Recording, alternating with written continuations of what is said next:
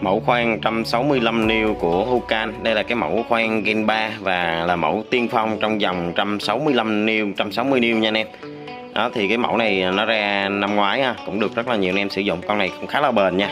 Thì nguyên cái bộ set như thế này bao gồm một cái thân máy 165 niêu, một cục pin 6A ha, xả này xả cao nha anh em, 15 siêu xả cao, kèm thêm một cục pin 4A cũng xả cao luôn, một cái sạc kèm thêm cho anh em tay cầm và móc treo, và có luôn cái hộp đựng bằng nhựa như thế này.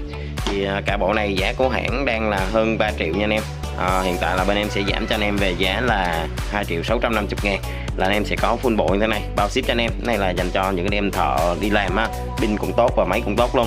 Còn anh em nào mà đã có pin sạc rồi thì anh em có thể lấy cái thân máy kèm hộp đựng rồi tay cầm, thì chỉ trừ pin sạc ra thôi thì sẽ tính cho anh em giá là 1.500.000, và cũng sẽ hỗ trợ bao ship cho anh em trên toàn quốc ha. Máy này sẽ bảo hành cho anh em là 12 tháng nha.